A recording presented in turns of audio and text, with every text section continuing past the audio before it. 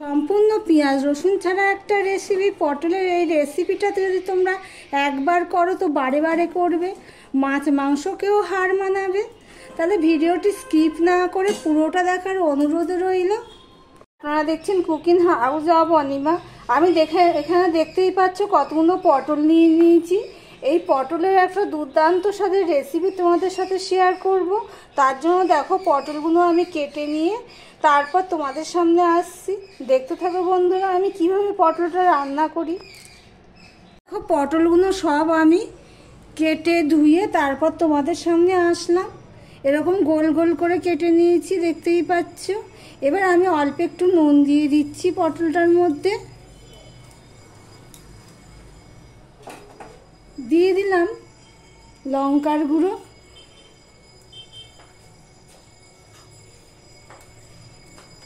Half চামচ হলুদের গুঁড়ো দিয়ে দিলাম, হাফ চামচ দিয়ে দিলাম জিরের গুঁড়ো, আর হাফ চামচ দিয়ে দিলাম ধনের গুঁড়ো।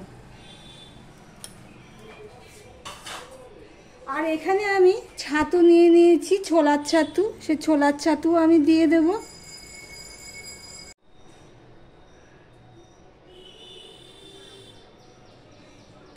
আমি 2 চামচের মতন ছোলা ছাতু দিয়ে দিলাম, সবটা আমি দেবো না, 2 চামচের মতন দিয়ে দেবো। দিয়ে সম্পূর্ণটা আমি ভালো করে মাখিয়ে নেব, খুব ভালো করেই মাখিয়ে নেব। হাতে মাখিয়ে পটল রান্না নিরামিষ, সম্পূর্ণ নিরামিষ, পেঁয়াজ রসুন ছাড়া। এবার আমি একটু সময় ধরে এগুলো পটলগুলো মাখিয়ে নেব। দেখতে থাকো বন্ধুরা তারপরে কি করব। আমি এই পটলগুলো 10 মিনিটের মতন মাখিয়ে রেখে দিয়েছিলাম। 10 মিনিট পর আমি কড়াই বসিয়ে দিয়েছি, গ্যাসটা অন করে। কড়াইটা গরমও হয়ে গেছে। এই রান্নাটা আমি করব সর্ষের তেলে, তার জন্য আমি কড়াইতে সর্ষের তেল দিয়ে দিলাম। তেলটা দেখেছো কতটা গরম হয়ে গেছে।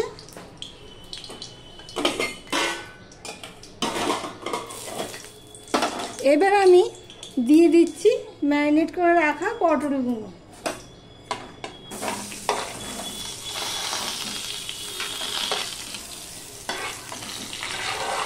এতটাই স্বাদ হয় বন্ধুরা, তোমরা না বানিয়ে থাকলে একবার অন্তত বানিয়ে খাওয়ার অনুরোধ রইল।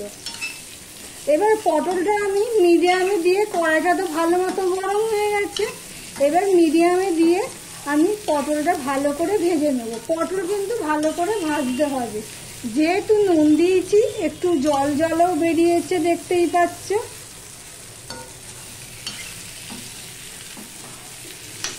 দেখো বন্ধুরা পটলগুলো ভাজা হয়ে গেছে, দেখতেই পাচ্ছ। এতখানি পটল ছিল, ভাজা হয়ে গেছে, কত কমে গেছে।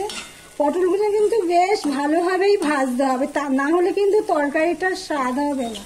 আর আমার ভিডিওটি যদি ভালো লেগে থাকে প্লিজ লাইক কমেন্ট শেয়ার করে দিও। যারা নতুন এসেছে বন্ধু আমার চ্যানেলে ভিডিও দেখছো তাদেরকে অনুরোধ করছি সাবস্ক্রাইব করে পাশে থাকার জন্য। দেখো বন্ধুরা সম্পূর্ণটা আমি তুলে নিয়েছি। দেখো ভালো করে ভাজা হয়েছে বলে কড়াইটা দেখো পুরো পরিষ্কার রয়েছে, না হলে কি হতো কড়াইয়ের গায়ে লেগে যেত, ঠিক থাকতো আর কি। আমি 2 চামচের মতন আবারও সর্ষের তেল দিয়ে দিলাম।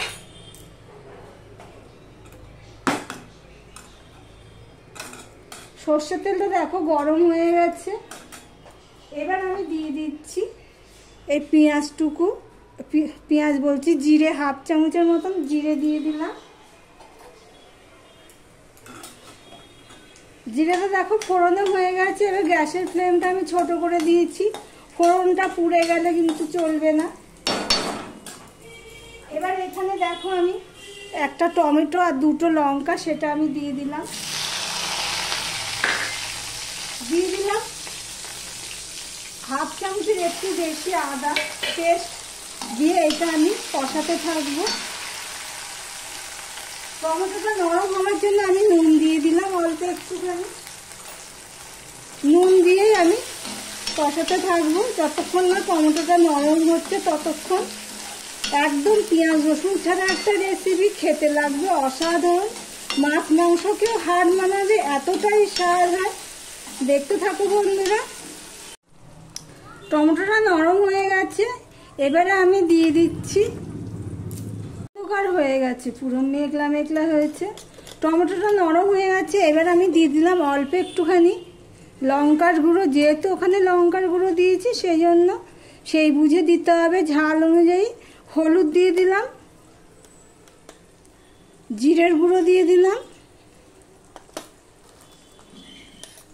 দিয়ে দিলাম ধনের গুঁড়ো, সবই আমি হাফ চামচ করেই দিলাম। একটুখানি জল দিয়ে দিলাম মশলাটা কষানোর জন্য। এখন যারা ভিডিওটি দেখছো এখনো পর্যন্ত অথচ লাইক দিতে ভুলে গেছো, তাদেরকে বলবো লাইকটা চট করে দিয়ে দিতে। এবার মশলাটা আমি ভালো করে কষিয়ে নেব। দেখো মশলাটা প্রায় কষানো হয়ে এসছে।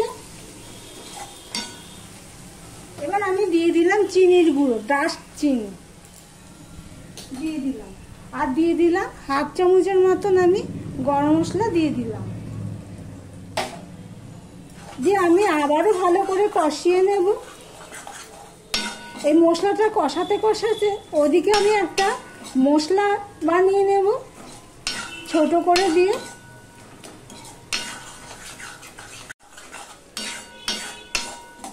দেখো গরম মশলা চিনি সবই মশলার সাথে ভালো করে মিশিয়ে কষানো হয়ে গেছে। এই অবস্থায় আমি পটলগুলো দিয়ে দিলাম। পটলগুলো ছোট করে হতে থাক, ওদিকে মশলাটা করে নিচ্ছি। দেখো বন্ধুরা এদিকে একটা কড়াই বসিয়ে দিয়েছি, কড়াই বসিয়ে দিয়ে আমি অল্প কটা চীনাবাদাম আমি ভেজে নিচ্ছি। চীনাবাদামটা প্রায় ভাজা হয়ে গেছে।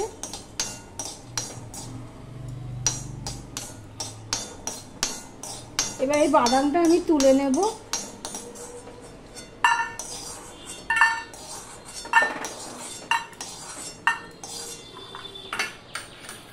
এবার দেখো এখানে আমি নিয়ে নিয়েছি তিল 1 চামচ, দিয়ে দিলাম পোস্ত 1 চামচ। তিল আর পোস্তটাকেও আমি একটুখানি ভেজে নেব। একটু ফটফট করলেই গ্যাসটা অফ করে দেব। দেখো ফটফট করছে, গ্যাসটা আমি অফ করে দেব। তার আগে আমি দিয়ে দিচ্ছি 1 চামচের মতন সাদা সর্ষে, দিয়ে আমি দিয়ে দিলাম। এবার গরম কড়াইতে আমি এইভাবে সমানে নেড়ে যাব। এই গরম কড়াইতেই আমার এগুলো সব ভাজা হয়ে যাবে। এবার ঠান্ডা করে একটা মিহি পেস্ট বানিয়ে নেব। দেখতে থাকো বন্ধুরা। দেখো মশলাটা পেস্ট করা হয়ে গেছে। এবার এটা আমি দিয়ে দিচ্ছি। মিক্সি ধুয়ে একটু জল দিয়ে দেবো। বিশ্বাস করো বন্ধুরা মাছ মাংসকেও হার মানাবে, এতটাই স্বাদ হয়। ঘরোয়া জিনিস দিয়েই কিন্তু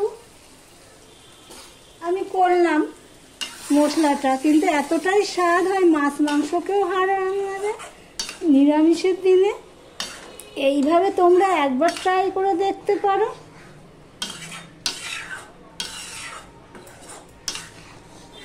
পটল কিন্তু পুরোটাই সিদ্ধ হয়ে গেছে, কিন্তু নুনটা একটু কম হয়েছে তাই আমি একটু নুন দিয়ে দিলাম। আর যেহেতু বাদাম দেওয়া গেছে সেজন্য তোমরা একটু ঘন ঘন নাড়বে। আমি 2 থেকে 2.5 মিনিট আমি ওই ভাজা মশলাটা দিয়ে রান্না করে নেব। দেখো বন্ধুরা দেখতেটা কত সুন্দর হয়েছে, দেখতে পাচ্ছ? দেখতে যতটা সুন্দর হয়েছে খেতে তার থেকেও বেশি সুন্দর হয়েছে। আমি নুনটা দিয়ে দিলাম। মিষ্টি তোমরা যদি দিতে চাও তো আরেকটু দিয়ে দিতে পারো, কিন্তু আমি আর দেব না।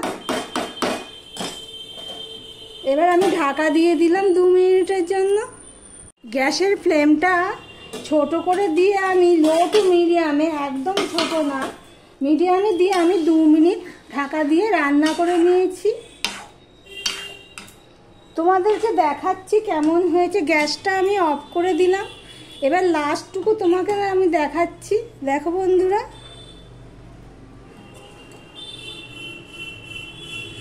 তাহলে এই পটলের রেসিপিটা তোমাদের কাছে কেমন লাগলো কমেন্ট করে জানিও।